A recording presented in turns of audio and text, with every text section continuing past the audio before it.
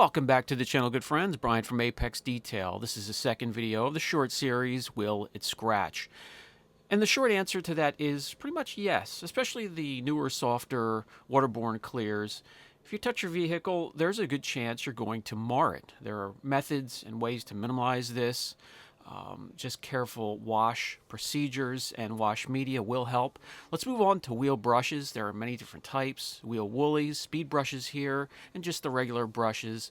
It doesn't matter really how soft they claim their bristles are. We're going to dip it in a bucket of wash solution and we'll drag it across the surface. Now on a wheel, for the most part, sometimes if you have some baked on brake dust, there's going to be pretty much pressure applied to get that off. And if you have a cleared or a finished wheel, let me show you what it does to the surface. We'll probably get a little bit more serious in this video. The first video we were having fun, some of the game show sound effects and showing how most of the users at 90% of the car shows use them. And that also triggered some of the California Duster users. Hey, keep using them. Job security for me. When you're ready for the paint correction, we'll make the appointment. Just have your checkbook ready. So as you can see here, yeah, the speed brush mars.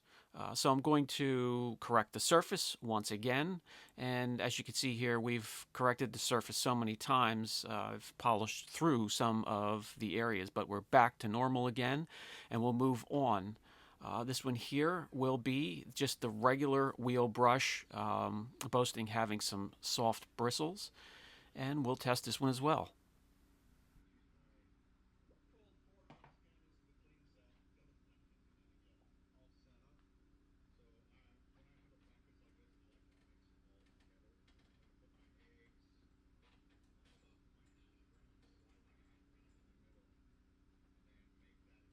As we wipe the surface dry, I'll bring you in, and indeed we'll show, even with the surface clean, no ferrous metals or brake dust, and the bristles of the brush clean, there's still a chance to mar. So just be prepared for that, and I'll correct the surface one more time.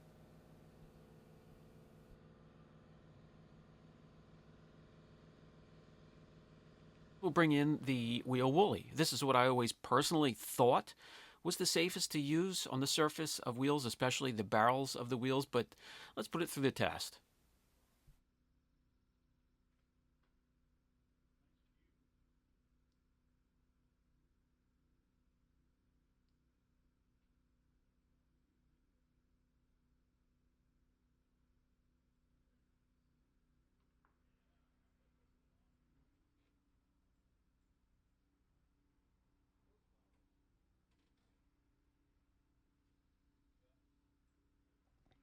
And as we can see here, even with the clean surface and the clean wool, it's still marred a little bit, but definitely less than the other two items. Right along to detail brushes. You see me sometimes use them around emblems during the wash process, using tools such as these to also clean wheels. We'll start off with the softest bristled brushes, pretty much equal to makeup brushes.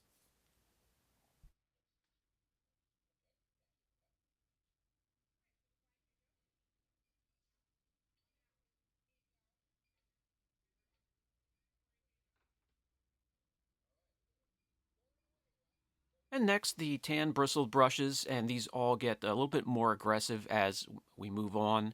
And these are available depending on the type of job or surface you're working on.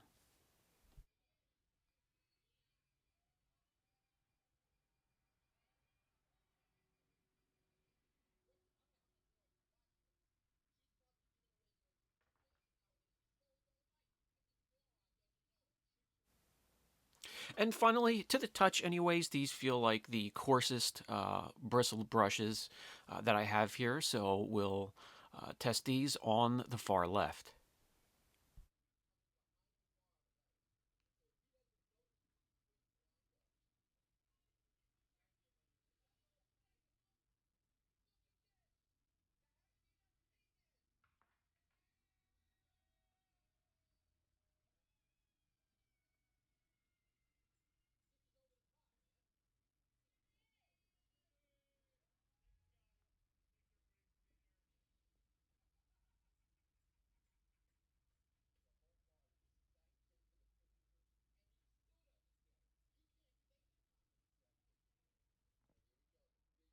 We come in to take a look. The softest bristle brushes, sort of on the same lines of a makeup brush, still made some marks, some marring.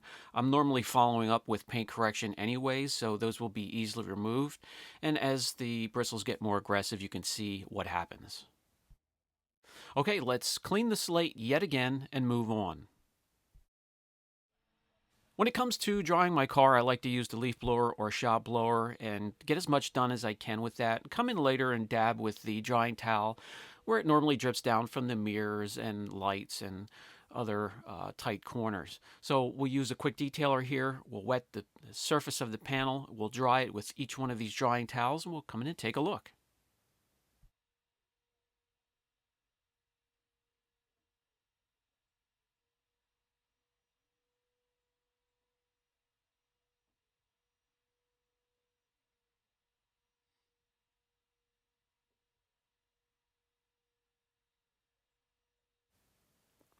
The first towel here is one of my favorites, and we'll come in to take a look. I'm not even sure myself if this thing scratches or mars the surface, and there are one or two love marks here and there. Again, I'm normally following up with a paint correction anyways, but hey, during the drying process, if you can use a leaf blower, a shop blower, get as much as you can and just dab the rest, you'll be perfectly fine. A drying aid also helps. All right, the next type of towel, twisted loop, does have a border, but is covered by this pink silkish type of material, which guards the stitching from marring the surface of your vehicle. And we'll come in and take a look. The best way to use these is to dab as much as possible or just drape over the surface and lightly drag. But this is what happens when you apply any type of pressure at all, which was minimal. Finally, with the surface corrected, yet again, we'll do this one first person view.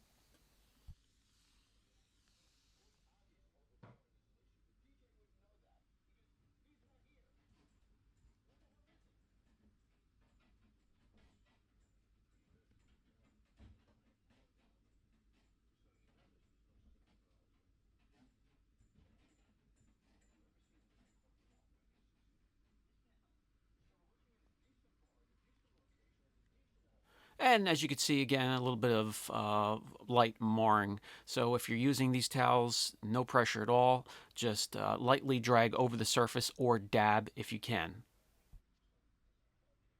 And just one more quick thing for fun. You often see detailers throwing the cord up over their shoulders. Well, let me drag a cord over painted surfaces just to show you the damage it would cause if we didn't do that.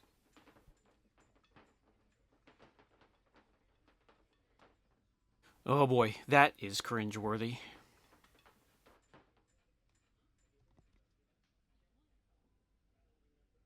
Yeah, so don't let cords and hoses come in contact with the surface of your vehicles. So what should you do? Never touch your car again? Well, you can cut back on the contact with your car when it gets dusty or a little bit dirty.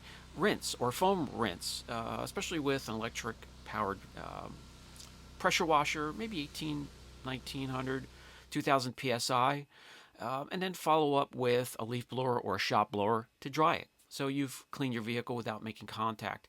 And you'll be surprised if the car is coated or well protected, how many times you can get away with just this process before it just gets too bad where you have to do, you can't stand it anymore and you have to do a contact wash.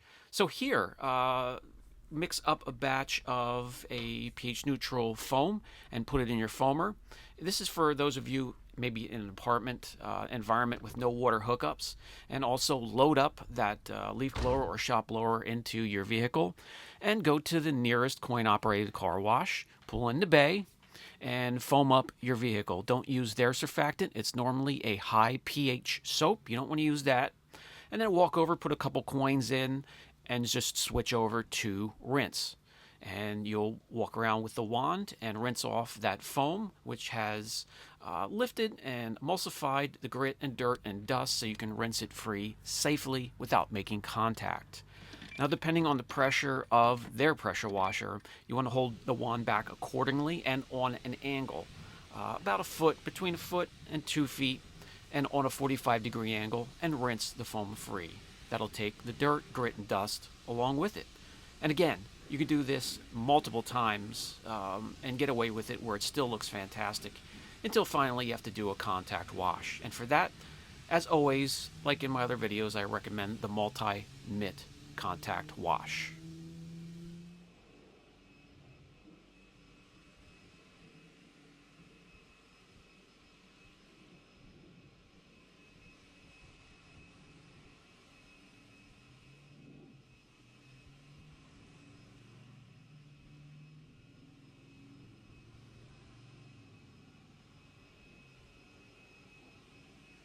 Quick and easy, you're finished. You can rest assured that the surface wasn't marred today anyways, and you can head out and enjoy your ride. And yet, and some have been asking how the C3 is doing. It has come a long way. We still have a long way to go. We have to finish the dash. We need to rebuild the power steering yet. There's some bushings to be replaced, but we're getting down to the nitty-gritty, and it's at a point now where I can at least take it out and enjoy it. This has been a fun series. Brian from Apex Detail. Catch you in the next video.